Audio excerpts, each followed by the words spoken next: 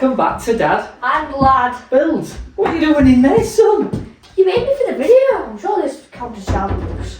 Well, yeah, but we don't tell anybody, do we? Right, so in this video, I'm going to be making this beautiful set of cabinetry which goes under a staircase. My dad's going to be tackling this build by himself because I've got better things to do than build this. You mean like going to school? I guess, but let's see if my dad can do it by himself and without me holding his hand every step of the way. Oh, you cheeky little boy. Come here. Get here.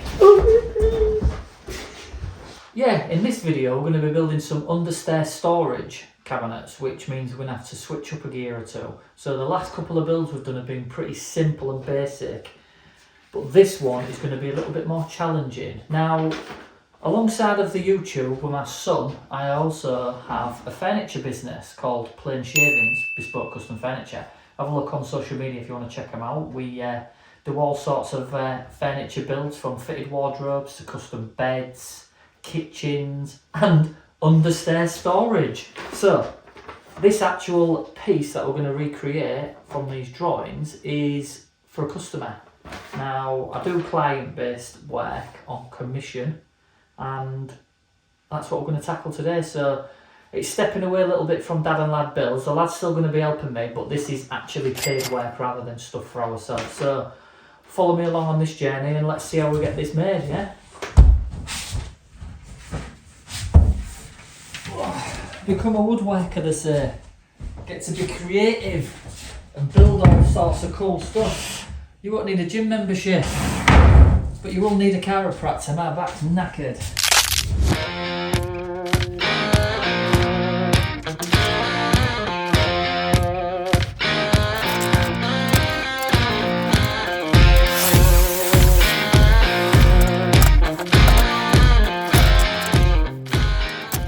So you've just seen me break down this piece of material with a track saw. Now, as good as a track saw is, it's not consistent with cutting, and it's relying on me to make sure that I measure it right each time. So what we're going to do is, we're now going to cut these to final dimension on the table saw. So I'll set the fence up on the saw, and then we can send all three pieces to them and know that they'll all be identical then.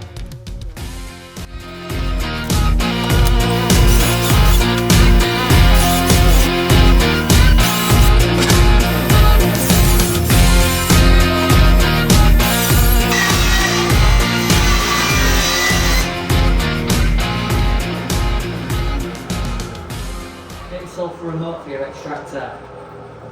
Get yourself a remote.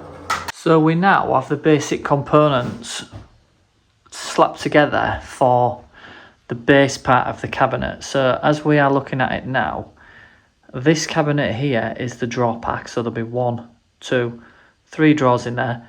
This will be the cabinet that houses the electrical box, so it will have a false back in it. So when you open it, you won't see the electric box until you pop that back off, and then that'll reveal it. And then this end piece here is going to be the support system for, if you remember, our triangular pull-out drawer, which will probably end up housing shoes. And then as a separate component on this end, we're going to have a tall cabinet. And then sat on top of this will be the other triangular piece with the floating shelf. Now, when we construct stuff that's going in people's houses, when we're building off-site, we've got to be mindful of access to property. So this design that I've come up with is going to be split up into 3 separate bits. So we're going to have, 4 separate bits. There'll be this portion, which will remain together. So the cupboard and the drawers will stay as one piece. The tall cabinet will be another piece, so there's 2. The third piece will be the triangular piece with the shelf, and the fourth piece, we will build a plinth that we will level out on site for all of this to sit together on, which should give us the overall design, but in not flat pack form, but modular, should I say. So we are going to be gluing and screwing this cabinet with Gorilla Wood glue, and then I've got some of these gold screw. They're 4x50s. Now, I've got a lot of these at the minute. You could get away with 4x40s, which is what I typically use, but I've got a lot of these in stock at the moment, so I might as well use them up. 4x50 is more than adequate for holding this cabinet tight, so let's glue and screw.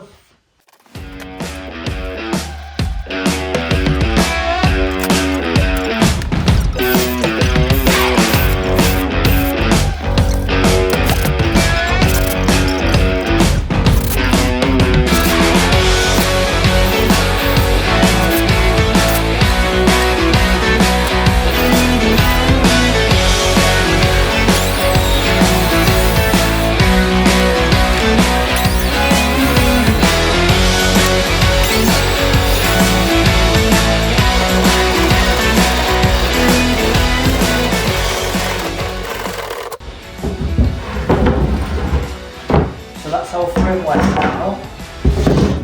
And what we're going to do now is we're going to cut out a rebate in this frame, or for our American friends, a rabbet, so we can then house the door, which we're going to put magnets in, so it's a false back that you just pop on and off with magnets. And there we have the rabbet cut, or the rebate, if you're English.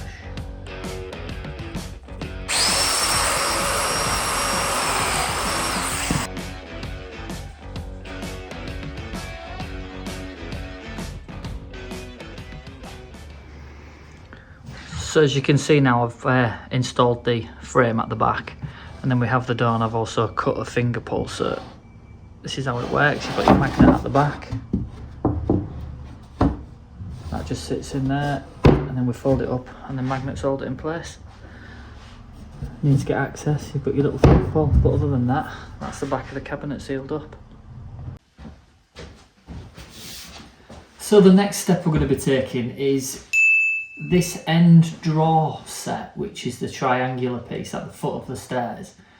We're going to build a support system, because obviously this is going to be on drawer runners. So one of the drawer runners will be mounted to this wall, and then we've got nothing here in place at the moment. So I've struck a line on this piece of timber where I want the support to be, and we're going to put another piece in here and another one return across the back, and then that'll give us the structure that we need to hang the drawer runners in preparation for the drawer that we're going to build. Let's go.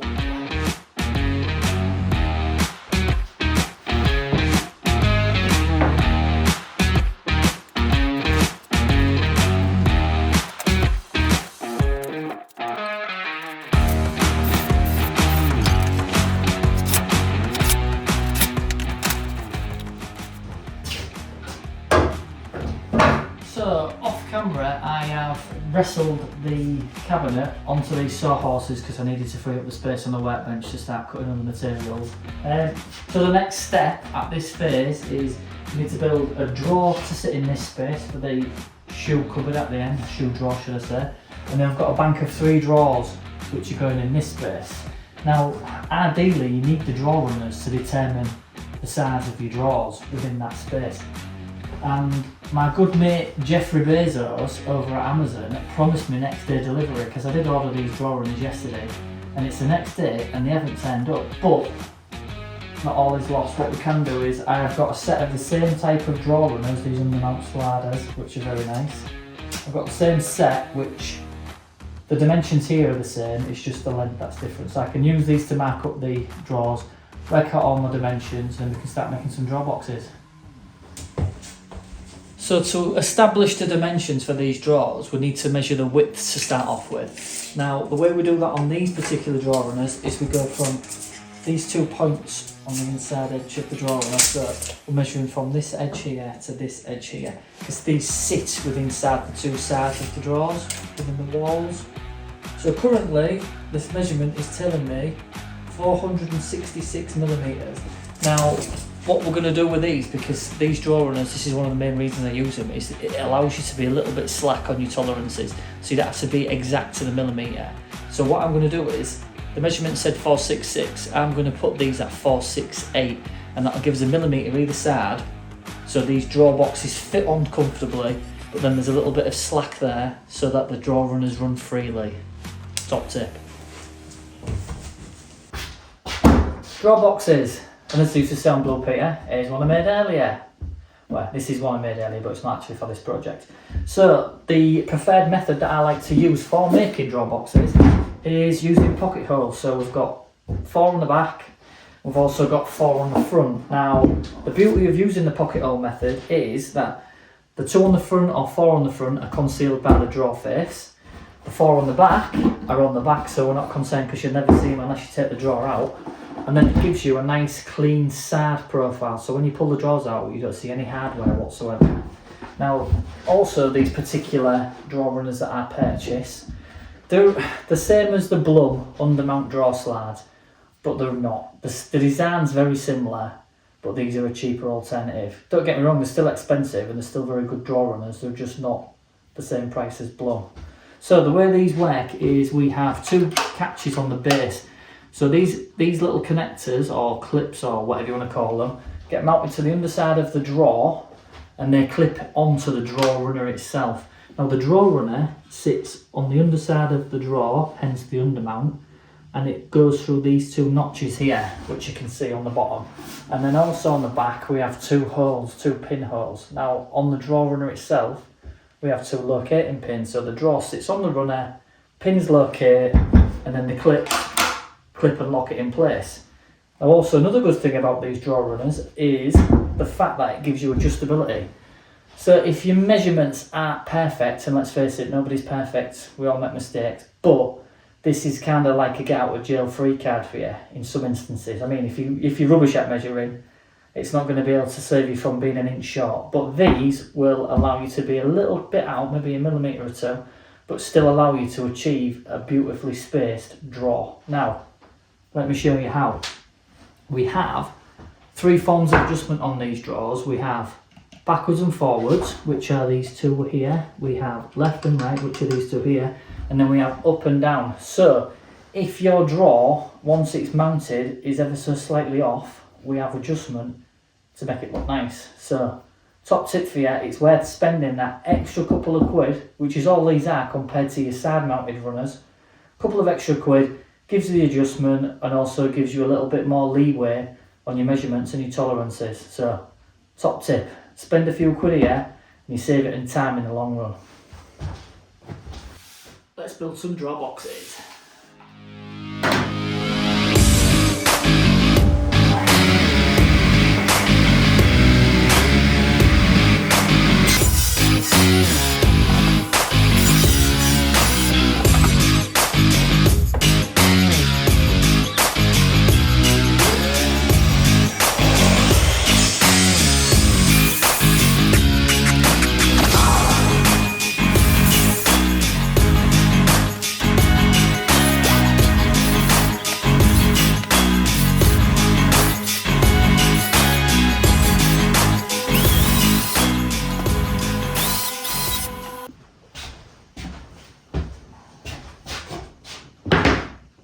Right, moving on. So the drawer sides have all received their groove now. So they've all been through the table saw. It took me 3 passes in total to achieve this groove.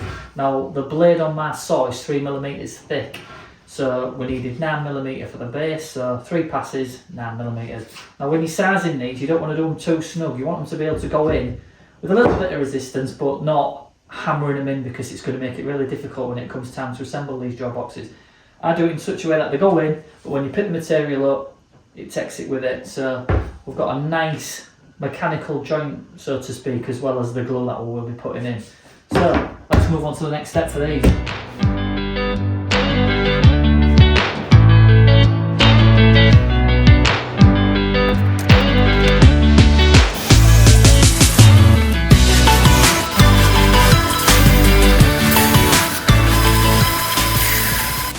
So, drawer boxes, it's time to get those measured and cut, so let me show you how we do that.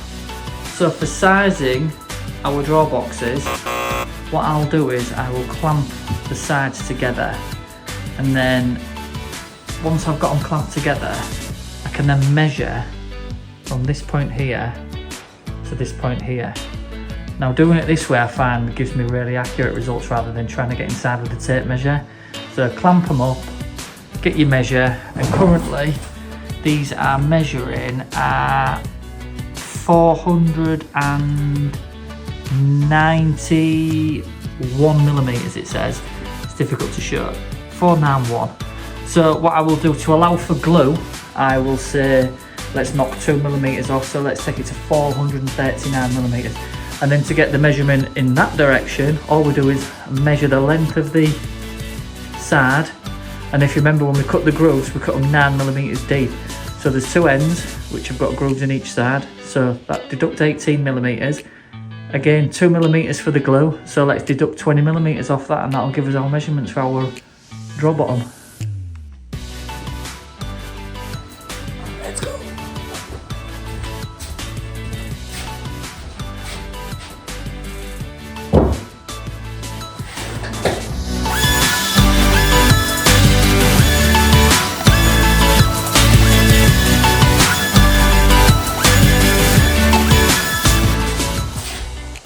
Quick question to my fellow woodworkers, does anybody actually like sanding? It sucks, doesn't it?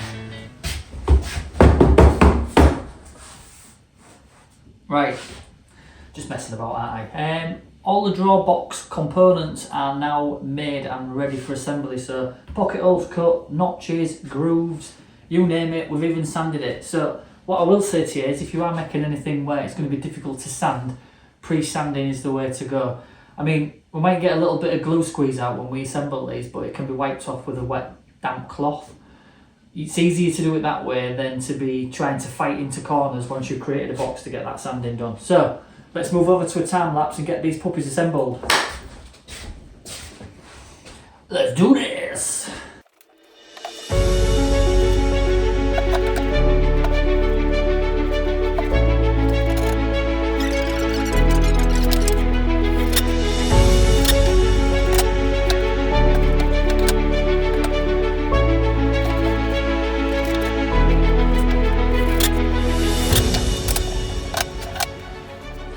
So if we've done our job correctly and everything's been cut how it should, these diagonals should be equal, which will signify that these are square. So let me just check. In this direction we have 797 millimeters, and in this direction we have 796.5 millimeters, half a mil out. It's good enough for me. Right people, it's time for a little math lesson. So we've built the 3 drawers, now we need to mount the drawer runners. So earlier on we used them to establish the size of the drawers, but now we need to space these drawer runners out. So the best way to do this is using a little bit of mathematics. Now, I don't know if you can see, if it's zoomed in and focused on that, but what we have here are the measurements of the drawers. So the total opening space we have is 625 millimeters. We have, each drawer slide is 45 millimeters in height. So 45 times 3, because we're putting 3 drawers in, equals 135 millimeters. So we take total size of the opening, which is 625, minus the width of the drawer runners, which is 135, which leaves us with a total of 490 millimeters. Now, because there's 3 drawers and the bottom drawer is going on the actual deck of the cabinet, we're going to have 3 spaces. So that 490 needs to be divided by 3, which gives us a grand total of 163 millimeters. Now, instead of measuring that space out, it's a lot simpler to cut yourself a spacer, which is exactly what I've done. Now this is being cut on the table saw and it's exactly 163 millimeters. So what we'll do is mount the first drawer runner, get the spacer, clamp it in place, get the next drawer runner, put that on, clamp it in place, and then just rinse and repeat. So we've got all 3 runners in, and they should all be spaced identically, equally the same distance apart. Top tip. And now we have 6 perfectly spaced drawer runners ready to accept the drawer boxes.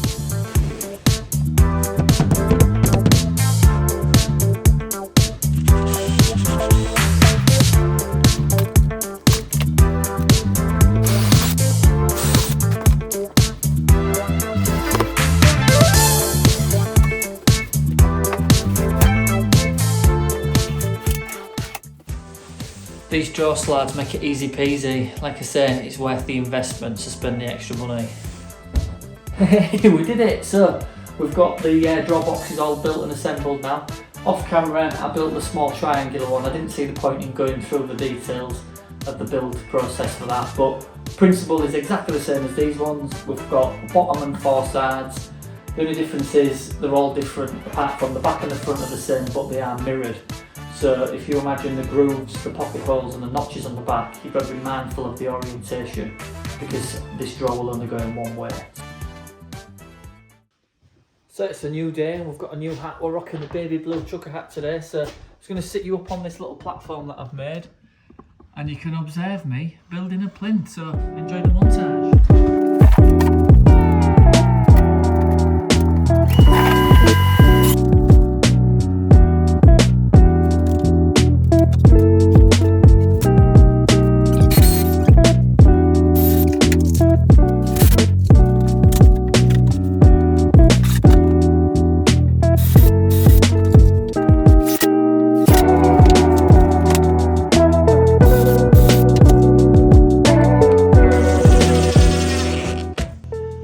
As you can see now, the plinth's built and it's on the floor. So we just need to get these levelling feet sorted and we can get the cabinetry on top of it. So the cabinet's sat on the plinth now and it's all been levelled up. So it's ready to move on to the next phase. Now I can't decide whether to do drawer front, top or cabinet. So I'm going to stop for some lunch because I'm getting a bit peckish, and then I'll have a little think while I'm eating, and then you'll see me working on the next bit in the next montage. So off camera I have cut a top for the drawer set, and then I have also cut a piece of trim which has got a rebate on it, or our American friends like to call them rabbits, and then that will sit like so, and by doing the rabbit it means you only have a small portion of, it's not end grain, but what you could class as end grain of the MDF, that piece there, on display, so when they paint it we'll get a really nice finish. So let's get that trim piece attached, we'll get it glued on, and then it'll be ready to be mounted on the top once we've put a couple of chamfers on it. So ladies and gentlemen, I'll be the first one to admit it, angled cabinetry can be tricky, and I'm struggling a little bit with this one, so let me show you what I'm going to do. Spin you around. So when I was on site I took measurements of the space, and working off those measurements has got me scratching my brain a little bit, so I'm going to simplify it as I do on the cube and make it a little bit easy for myself. So I know the distance from that point there to the end of the cabinet, and I know the distance from the floor to the ceiling. So I have put those two dimensions in and then put a piece of timber between the two, which has now created the profile of the staircase. Now fortunately enough, the ceiling height in here is just big enough to get it in, otherwise I'd have been struggling. So now I've got those in place, I can work out the dimension from there to there, from there to there, and so on, which will allow me to make that cabinet, that triangular piece, and the door for the pull-out shoe drawer. Now, I made this cabinet first because this piece was going to be easy, and I thought to myself, I'll start building this. Whilst I'm building this, I can think about how I'm going to tackle the more difficult stuff. Whenever you're doing a build and you're not quite sure about what you're doing as far as start to finish, start with the easy stuff first, and then that gives you the time to think about the tricky stuff and how you're going to tackle it. So I've been thinking of a few options for this, but I've done it this way in the past and it has worked. So this is what we're going to do on this one. So now I'm in position, I can now start measuring and cutting for the tall cabinet, and we can get moving forward. So let's get to it.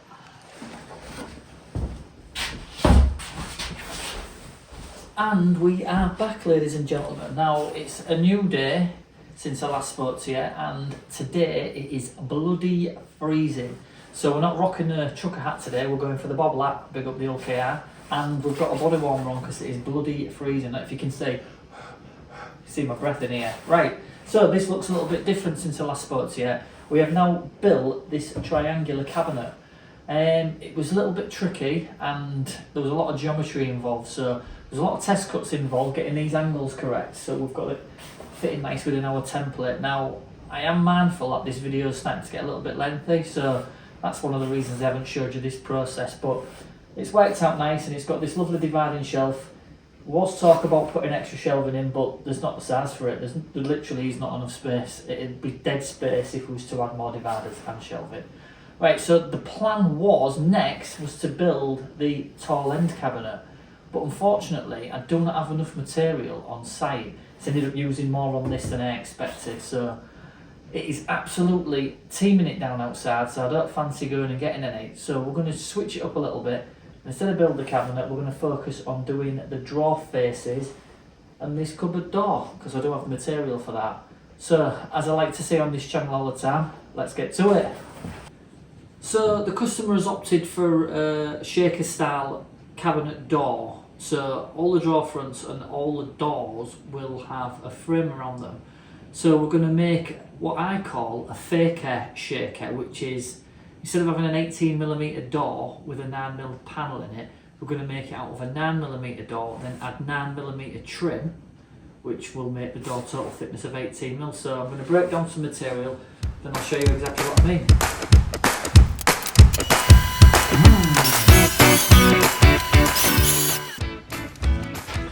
So it's been a few minutes and we now have all the components cut to size for these draw faces. We've got 3 baseboards, 6 rails and 6 stars. I've also gone over the edge with a router and created this chamfer, which just makes it nice and soft to the touch, and it also adds an element of detail on the draw faces. So we'll do a little bit of a dry run so you can get an idea of what these are going to look like. Stick the rails on first, and then a style on the end. So the way we'll go to assemble these is we'll glue and then pin nail all of these and then fill them. Once that glue is dried, I will then come back with the trim router and add a chamfer to the edge of each draw face, just to give that little bit of extra detail on the edges.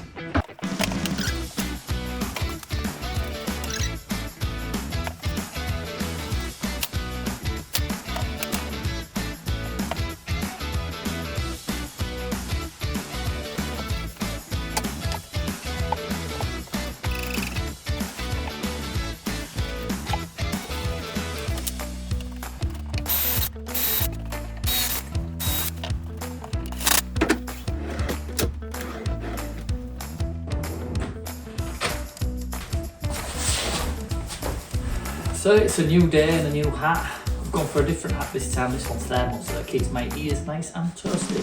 So, drawers are in, ready to do the cupboard door now. Now, I've cut some pieces off camera and I've seen this trick on YouTube. Let me show you. So you get all the bits that you've cut and then put them in the cupboard like that. And then you walk away, and then when you turn around, if only it was that easy, yeah? And then there's another trick that's even easier. Simple, eh? So I've been to the merchants and got some more material, so it's time to tackle this large cabinet now. So here we go. Right, whenever you're cutting long miters with a track saw, I don't know if you can see the camera, if you look at this, because we've got the saw beveled at an angle, the weight of the saw is now overhanging the track. So the saw, what's the tip on the track? So whenever you're cutting your miters, you must put as much pressure as you can in this corner to keep the saw flat to the track. That way, when you do your miter, it'll stay square all the way down. Otherwise, if you let it tip halfway through, you'll end up with a bow and then you won't get nice tight through. So, top tip if you're using a track saw for long miters.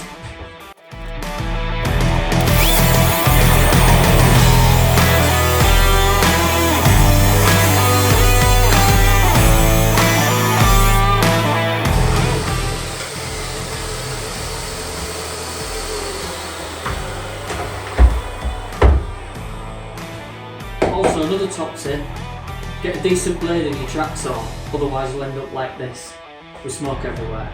You're supposed to cut the wood, not burn it. Okay.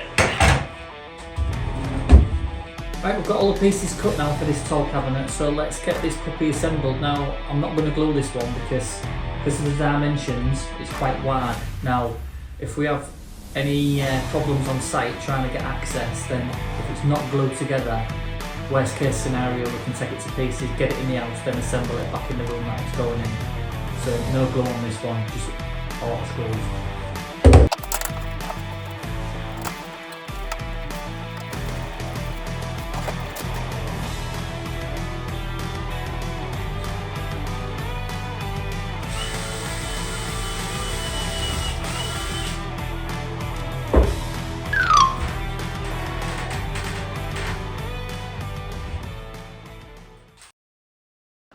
So, if anybody's out there has ever put a cabinet together on their own, the way I'm doing it, you'd probably think to yourself, well, that's a bit of a strange way. But the reason I'm doing it this way is because I have yet to establish, so if you look from this angle, these aren't the same length, are they? Because we've got a slope.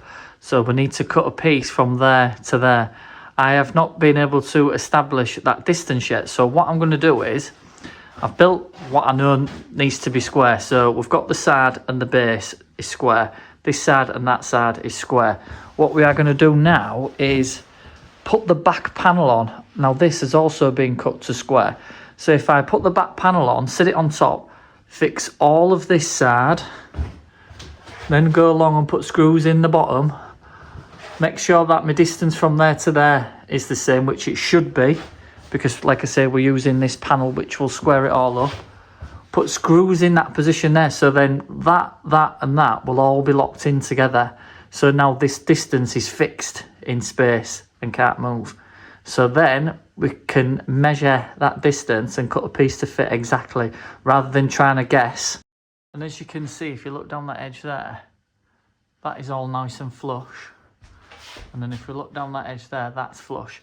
So we're using the back board to square up the cabinet. Now, when I was putting these sides on, I used the square, but the square's only so long. Obviously, it is going to run out by the time it gets down to that end, because the length makes the measurement compound. And if you look, we've got an overhang. So if I put screws in this face, put screws all the way down there, I can then pull this side piece out level, so the overhang is the same. Can you see, just as I look down there, I don't know if it'll focus. Get that overhang so it's equal all the way down, and then that will ensure me that this cabinet is square.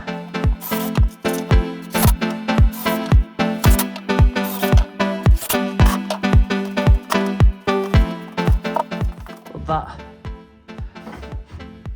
fits nice and snug. So we'll get some screws in it, and then once that's all fixed in place, we can lock this piece off, and then we should have an angular cabinet that's perfectly square and to the correct size that we want.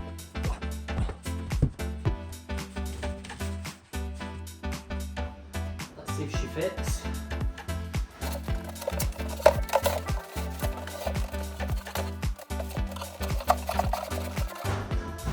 Now, that's my preferred method for making these tall angular cabinets that, you know, go on the stairs or in loft spaces, that type of thing. Now, like I said, because I was doing it on my own, it's a little bit more tricky trying to manoeuvre this thing around, so I found it easier.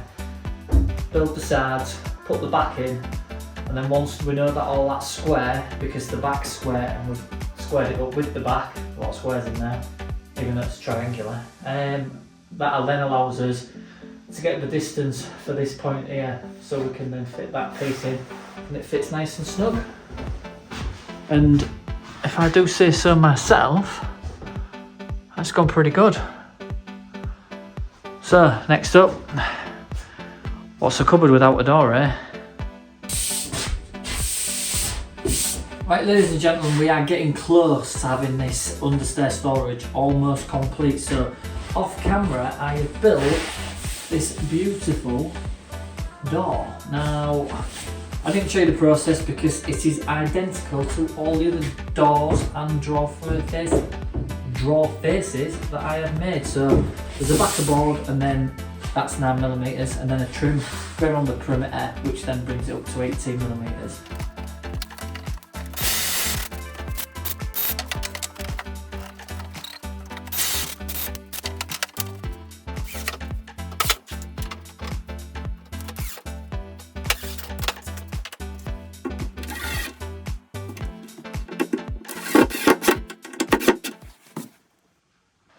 So we now have the door hung, and I must say she is looking sweet. We've also, on the customer's request, added the shelf. Now it's sat on shelf pins, so it can be adjusted to any position. They've got 1, 2, 3, 5 different options. It just means that if they don't have really tall items that they're storing in this cabinet, they're not going to be wasting all the space up above. So yeah, we've done the addition for a floating shelf. And then, like I say, this door's hung now, and it looks brilliant. The only thing left to do now is we have the trim to put along the bottom, and the trim to go from there to there. And that is it. She is then done. So, what do you think, guys? I think it looks pretty sweet.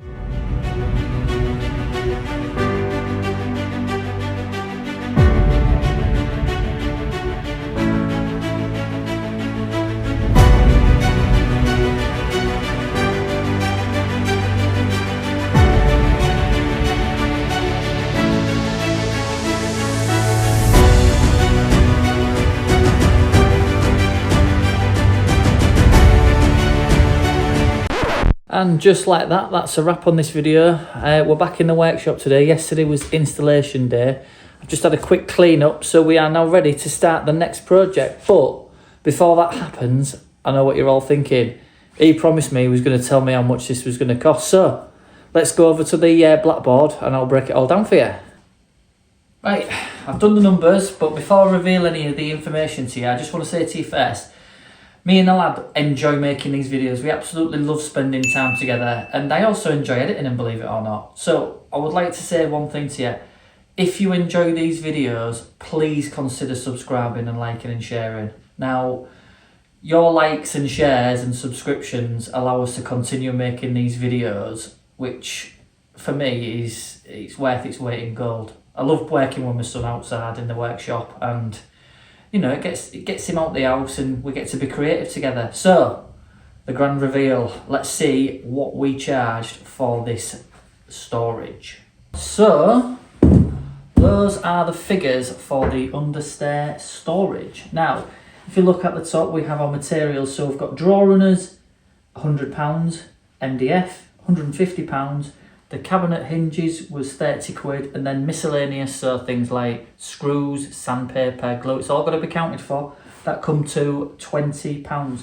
So we have a grand total for the materials there of £300. Now, if you look a little bit lower down, I actually charged the customer £1,300 for this piece of furniture, which means I made a profit of £1,000. Now, if you crunch the numbers a little bit further, you can see that it took me 7 days to build this. Now, in reality, it would have been less, but as I've filmed for YouTube, it slows the whole process down. So obviously setting up lights, cameras, microphones, I don't get everything right in my first take. I'm not the best actor in the world, so you know that takes a couple of attempts. So that brings me down to, going off the basis that it took me 7 days to make it, £142.85 per day. Is that a good wage? It's not a bad wage, but then if you consider as a business, I have to pay tax on top of that, so you're probably getting closer to the £100 a day mark. £100 a day, would you work for £100 a day? Probably not. So, do I think I charged enough on this occasion? Probably not. The only difference with this piece of furniture compared to the other stuff that I make is this was unpainted. Now, the customer decided at the very beginning of the build that they was going to paint the furniture themselves. And I always offer a fully painted, finished piece of furniture whenever I deliver. This occasion they didn't want that. It's the first time it's ever been asked, but typically I paint and finish all my work. Now, if we was to factor that in, that would have probably taken me another 3 or 4 days to get that painted and finished, but I would have probably charged at least another £1,000 on top of that. So then the hourly rate starts to increase slightly. Is it worth it? Isn't it worth it? I don't know. Tell me what you think. What do you think you'd have charged in the comments? Did I rip this person off? Did I not charge enough? You know, it's all a learning curve. Put down what you'd have charged. I'd be interested to see your comments down below. So, that's it for this video. Like I said earlier, like and subscribe if you enjoyed the video. It helps the channel massively grow, and we want to turn this into something big. We want to be making crazy builds, not just under stair storage. The sky's the limit, and the lad really enjoys working here with me, and as long as he's enjoying it, I can keep him in here, which is great for me. So, thanks for watching, and I'll see you on the next one. Bye! Apologies people, there'll be no blooper reel on this particular video, as I've decided to take the opportunity to use it to promote my woodworking business. Now, as I mentioned earlier, I have a custom furniture business called Plain Shavings, and if you are located in the East Riding of Yorkshire, more specifically in the Hull area and the surrounding villages, and you want some bespoke furniture, feel free to pop on the social media on Facebook and Instagram and check out my page, and you know, contact me if you fancy a quote. So, no bloopers, just a nice little plug for my business. See you on the next one, guys.